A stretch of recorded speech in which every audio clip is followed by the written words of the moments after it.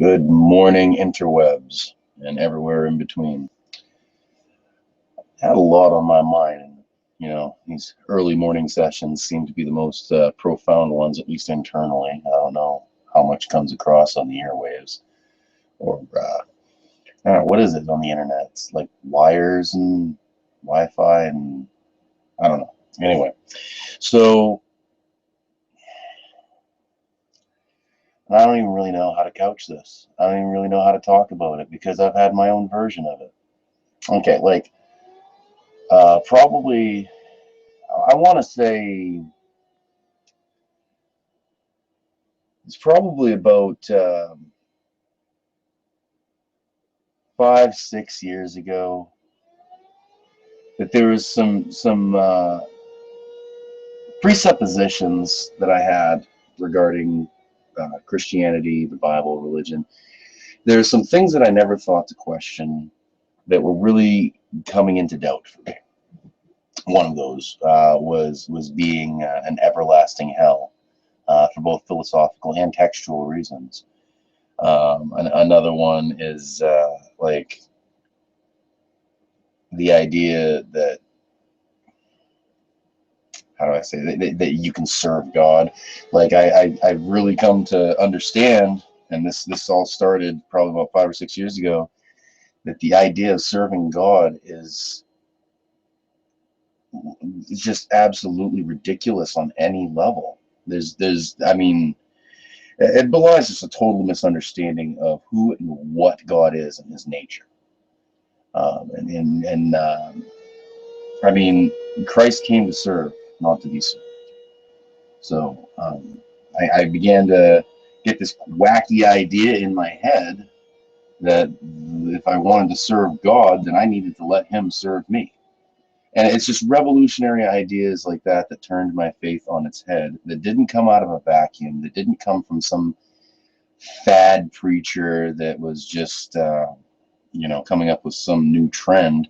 This is all from some deep prayer and meditation, study of the biblical text, talking to other brothers and sisters in the faith. And, the reason I'm making this video is because there's this like trend that I've been seeing of death over the past 5 or 6 years. And not just physical death. Like, people are falling away from the faith. They're losing their hope.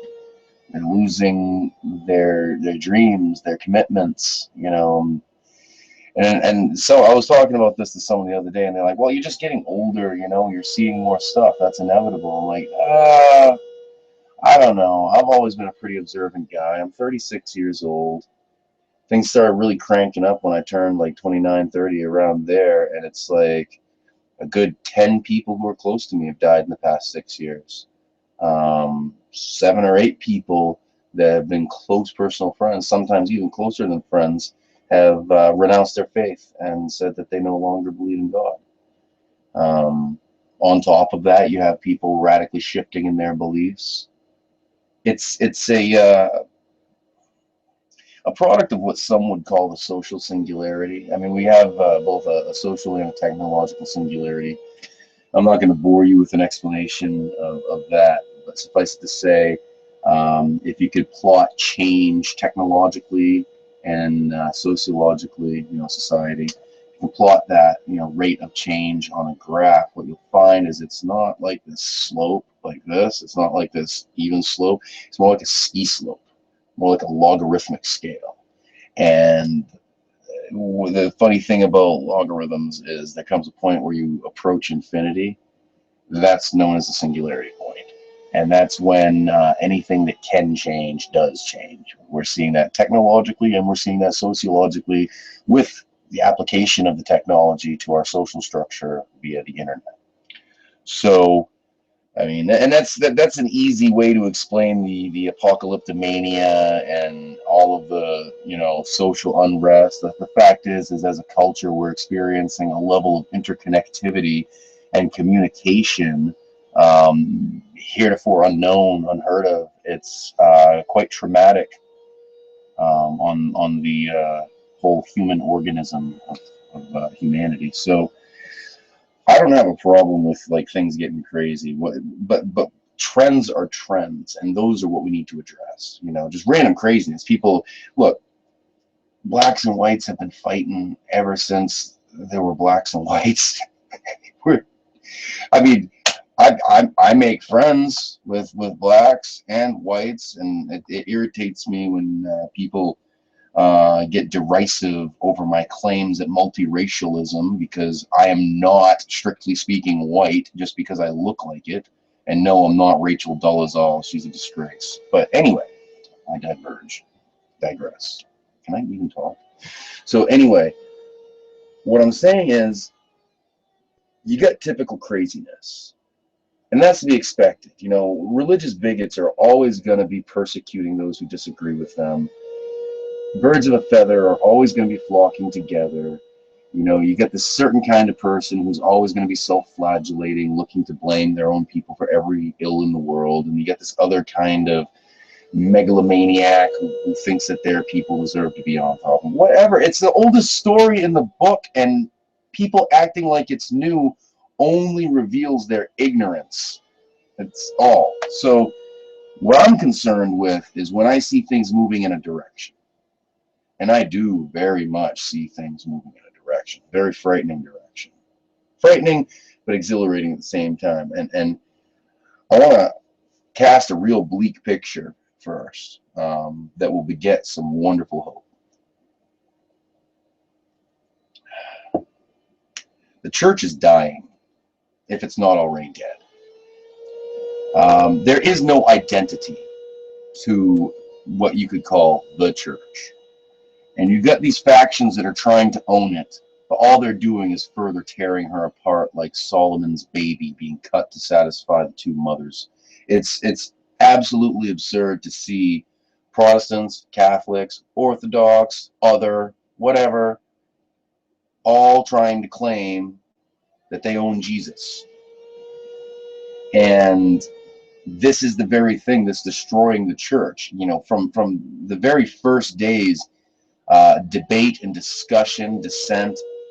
Even Paul said that there must needs be heresies among you. You know, that's we're such heresy hunters. We're such, you know, warriors where we want this pure faith delivered to the saints that never existed.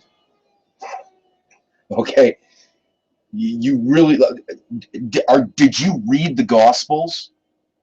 Did you hear the way that Jesus spoke? Yes, he laid out systematic theology right there. See, this is where he talked about supralapsarianism, and this is where he talked about limited atonement and penal substitution. No, he sparked thought. Okay, and that's not to say that truth doesn't exist and that truth isn't independent of you and that truth cannot be discovered. Okay, I'm not saying any of that. All I'm saying is you don't own the truth. And you can't make Jesus say something he didn't say. And I mean, we can have a faith that's based on Paul, or we can have a faith that's based on Jesus. Your pick. Because if we're going to take the systematic theology route, it's really all Paul, isn't it? I mean, we can throw some John and Peter in there. We can throw some Luke in there. But ultimately speaking, I mean, really, does it get more systematic than Romans? If Paul wrote Hebrews, well, then that nails it. I mean, those are the two big doctrine books of the New Testament, of the entire Bible, actually. You get the minor epistles as well, most of which were written by Paul. So, I mean, Paul did a really great job of, like, relating the faith to the scholastic environment, the academia, and rational thought. Because, I mean, let's not forget, we're talking about for the Jews, we're talking about Hellenistic Jews. For the Gentiles, we're talking about mostly Greeks. So we're talking about a highly rationalistic mindset. It makes sense. Paul being, excuse me,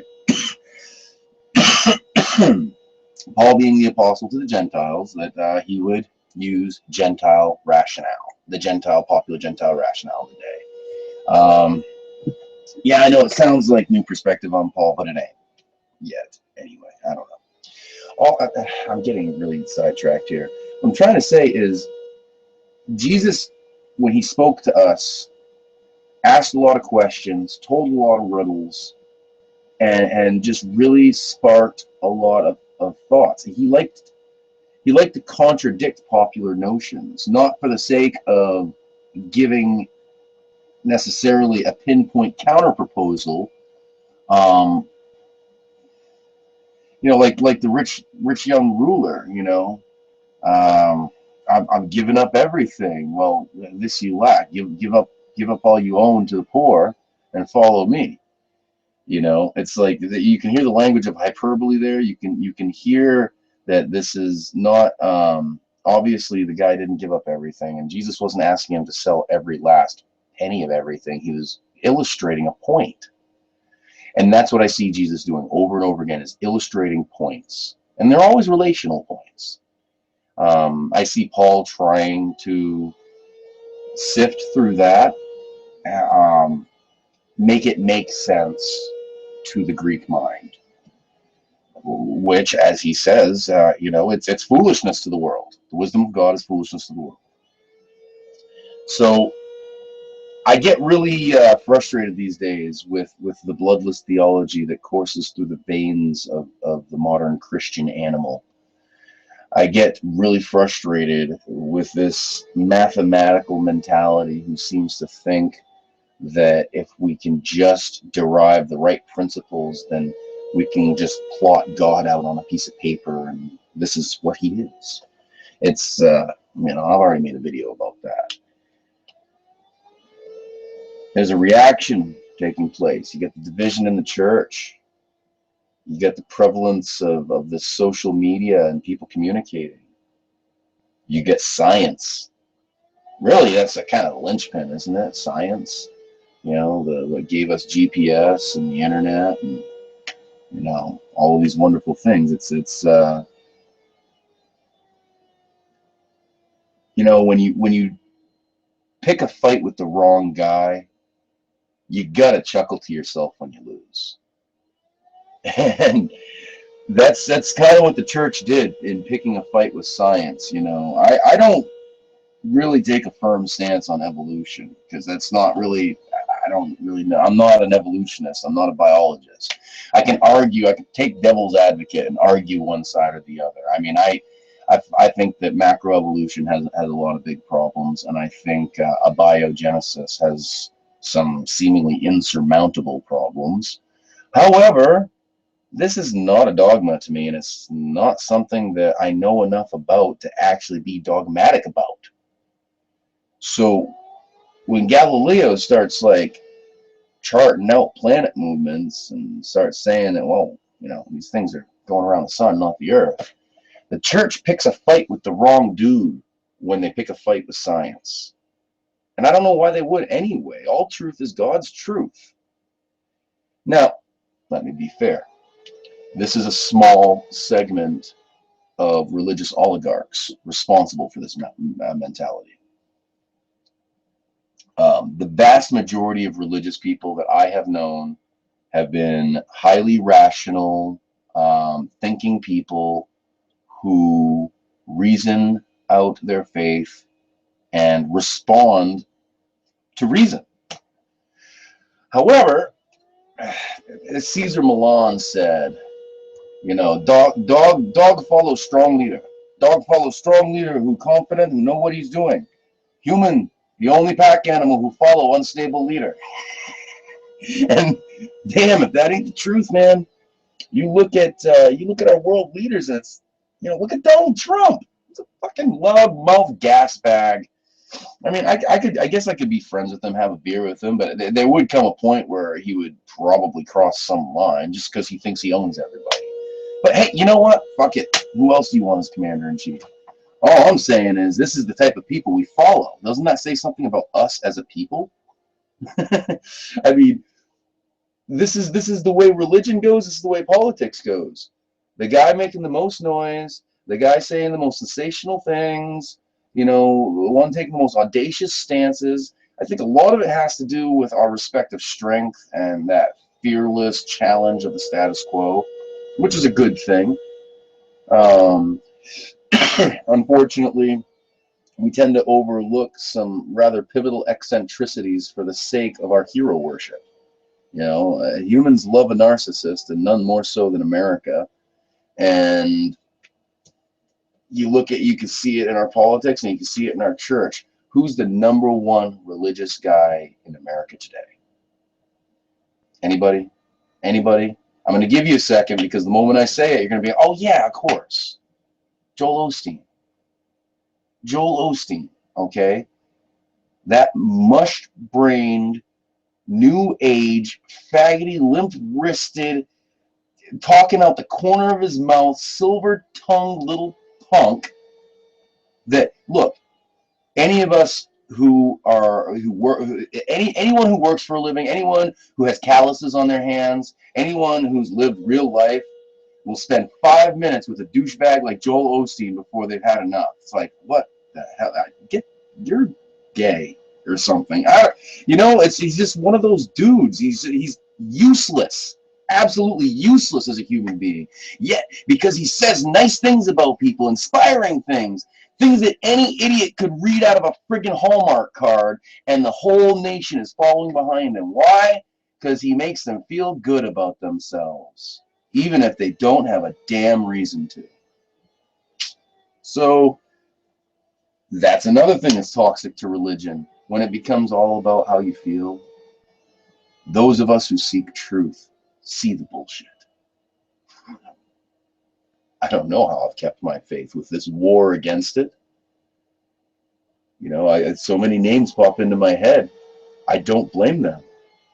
I think for those of us who are actually serious about our faith, I think that we're aware that Christianity's biggest enemy is Christians.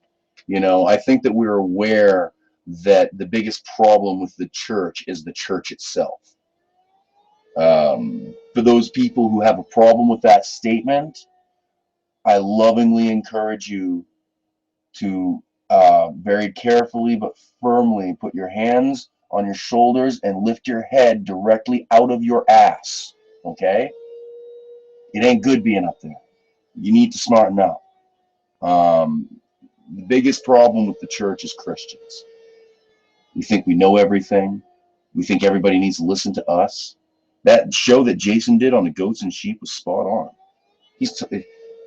Christian leaders are the goats. They're the ones who think they know it all, telling everybody what's up. So the church is dying, if not dead. And you know what? Good.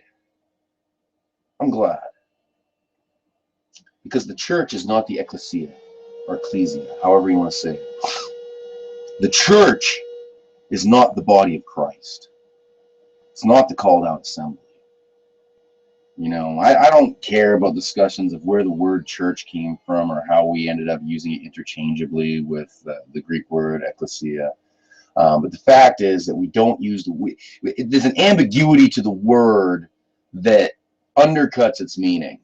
And if we're going to be honest, when we say the word church, we're talking about a building, we're talking about an organization, we're talking about a movement, we're talking about a public entity. One thing we are not talking about is a collective, a group of people joined together for a common purpose. So let the lie die. Good. I've stupidly, just like I stupidly cling to relationships that should die. No, I'm not speaking about my current one. I'm very happy with Michelle and love her very much. I didn't want anyone to read into that. No, in the past, I've had a habit of clinging to relationships that obviously should be dead and gone. And, I've clung to the church when the church rejected me a long time ago.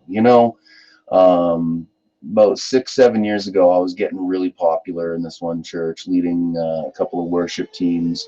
I was a bit of a magnetic personality. I was a little more boisterous back then. I had a little more skip in my step, and had a lot more optimism. I was a pretty. I can't say that I was quite a Joel Osteen, But I mean, people would tell me that, I inspire them, I make them feel good about themselves, all that stuff. It was very, very intentional on my behalf.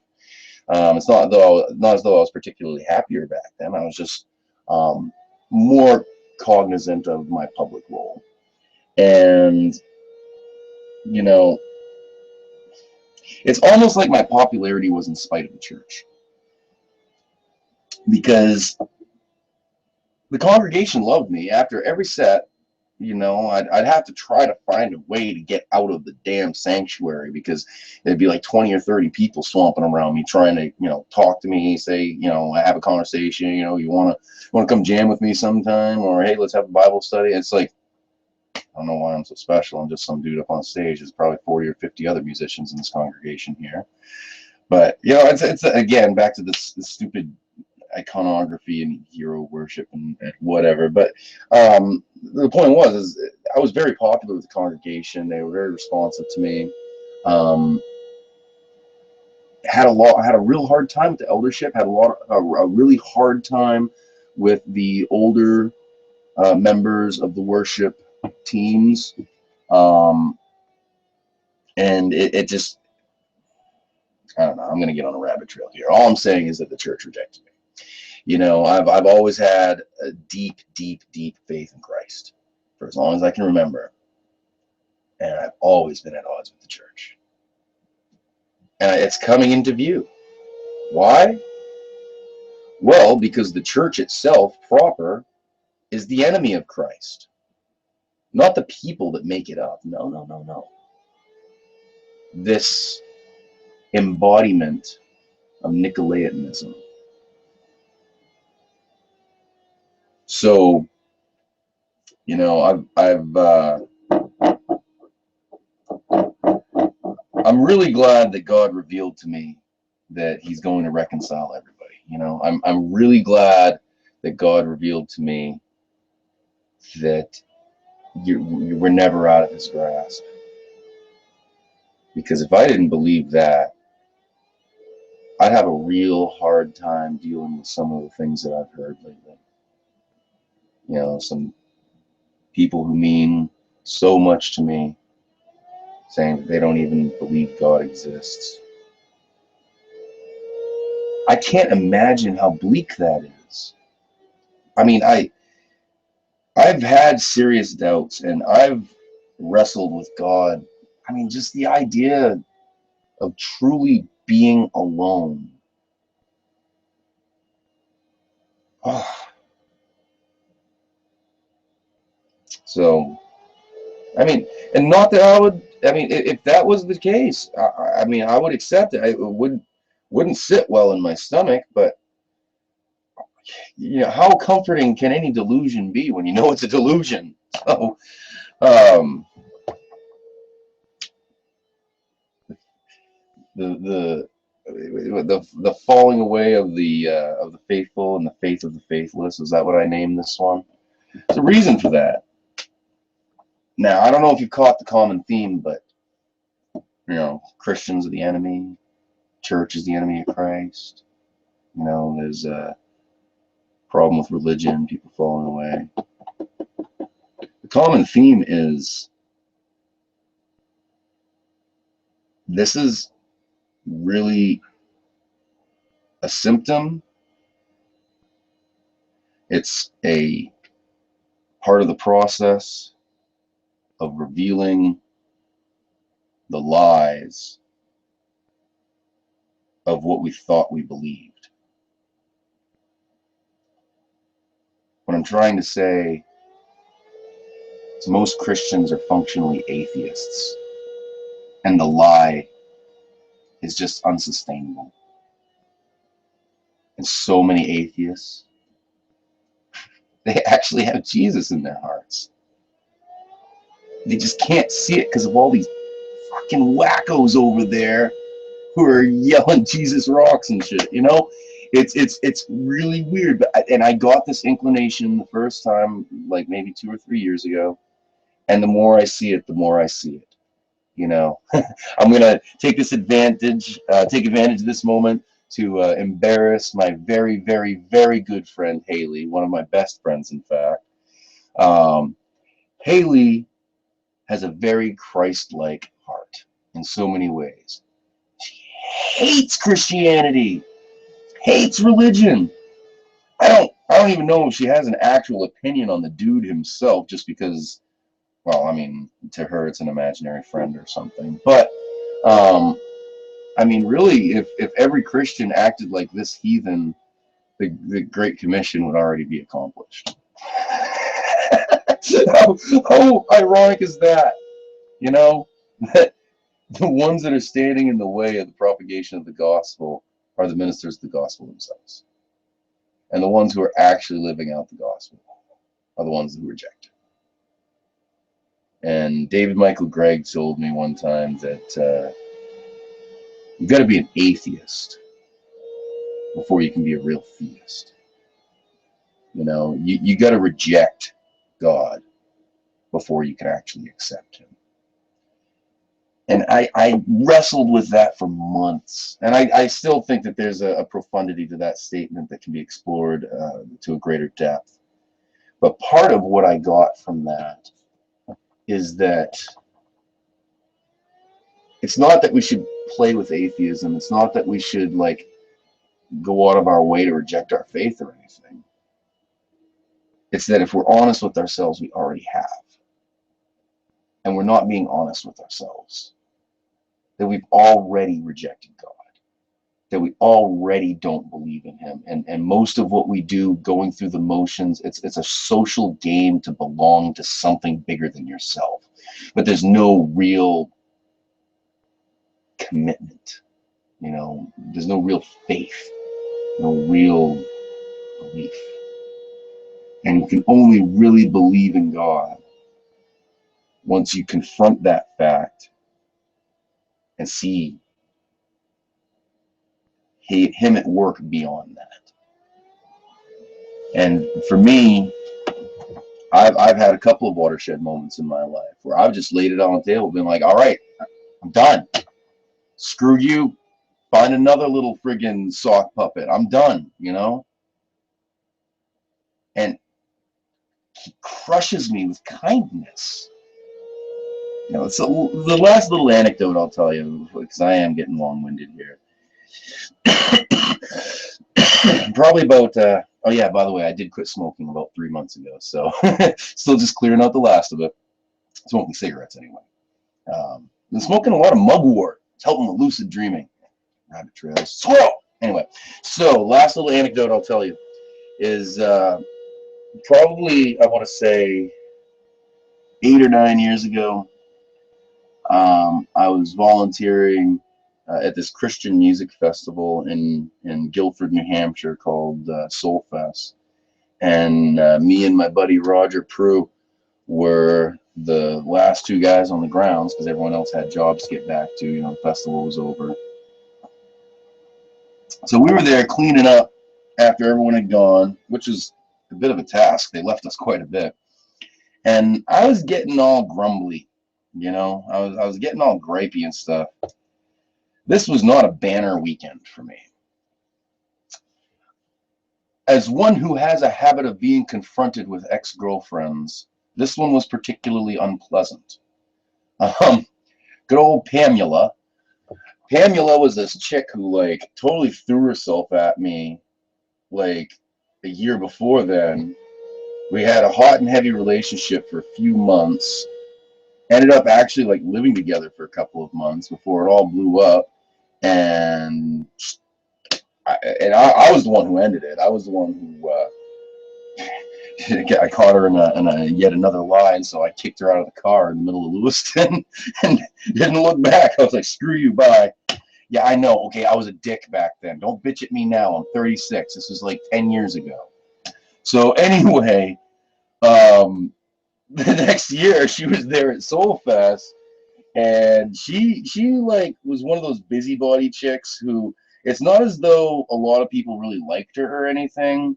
She was just involved in everything, and especially since it's a Christian festival, people kind of like felt obligated to be nice to her and everything. But truth be told, most people found her really annoying and grating.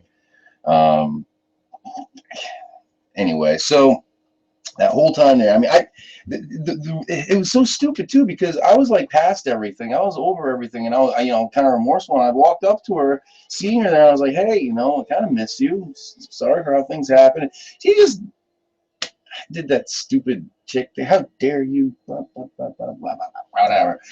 So that weekend was kind of irritating for me. It was me trying to avoid her, which was really, really difficult because I was security, and well, I was both security and stage crew, which meant that I had to deal with her all the time, which sucked. So I'm sitting there, I'm cleaning up the signs in the parking lot after the festival, just grumbling about how I had felt like I was falling away from Christ for a while, losing that spiritual vibe, and really losing my zen. And it's just, I don't know if I could say I was mad at God, but I certainly wasn't grateful.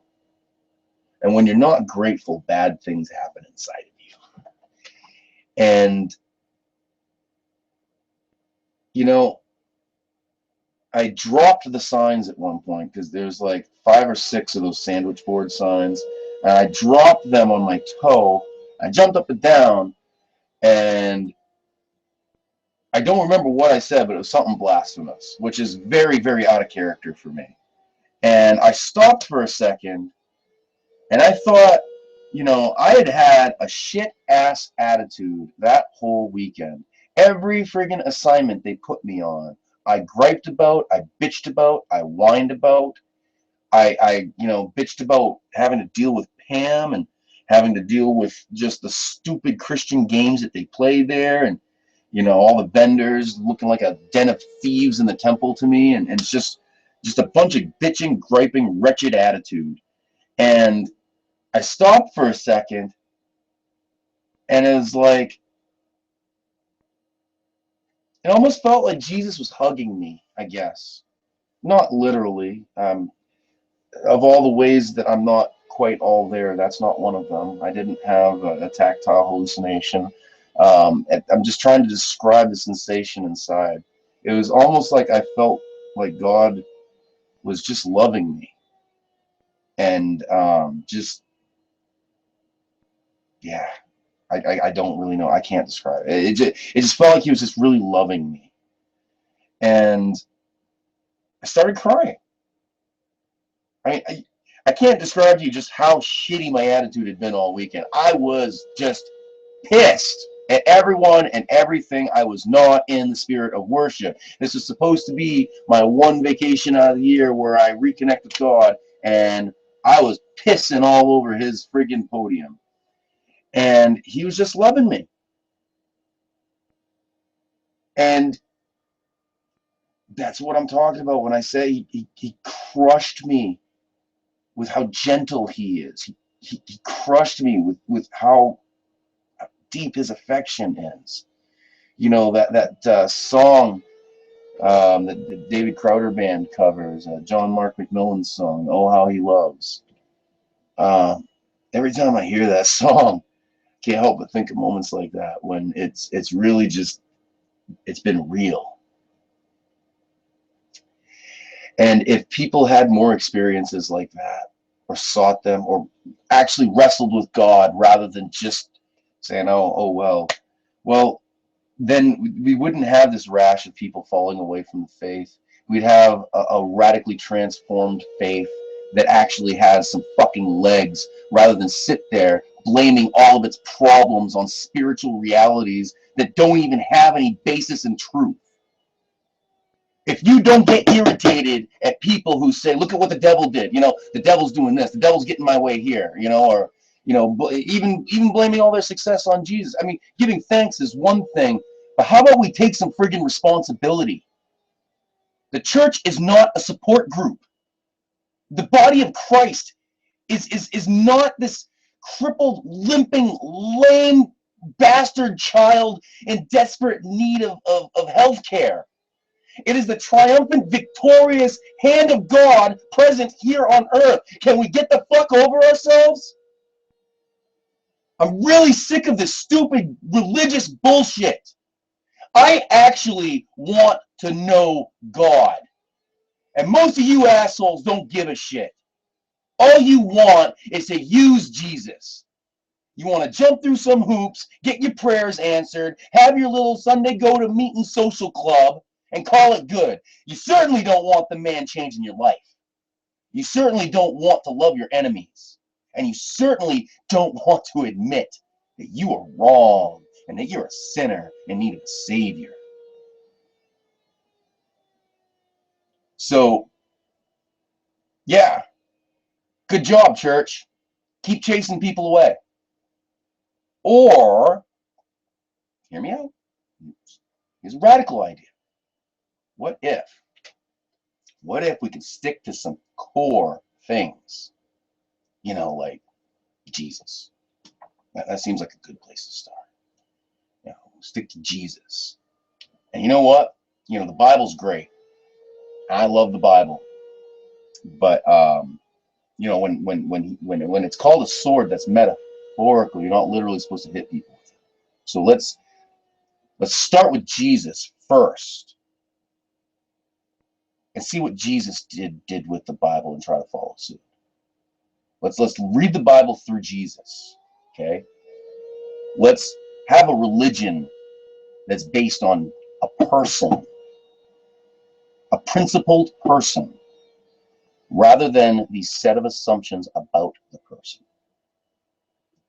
And I know for you hardcore systematic theologians out there, you don't even understand what I'm saying. I'm not trying to be condescending, but you lack the capacity in your brain. The way of thinking that you've adopted has crippled you from seeing what I'm presenting. What I'm presenting is a radical idea of letting go of what you think you know and following a person rather than a bunch of ideas about that person. Now, if you really believe that Jesus is alive, if you really believe that he's a presence in your life, then this is going to make perfect sense to you. But if you think that, well, I don't want to actually say the words, but if you don't believe that Jesus is real, well, then I can understand why you need a bunch of things to define him. I can understand why you need this huge line of reasoning to explain the seemingly unexplainable things that you see. By needing all of these creeds, confessions, and these definitions, but by clinging to this need for everyone to agree on ideas, you're basically saying you don't really think that Jesus is real. Now, I want you to wrestle with that. Come on. I mean, if you're gonna hate me. That's great, awesome. That's hate's a powerful motivator. I like that. At least you're not ambivalent. That's horrible. Apathy is the mind killer. Hate me, good. Let it drive you to some real thought. Maybe it might drive you to look in the mirror and see what an atheist you really are.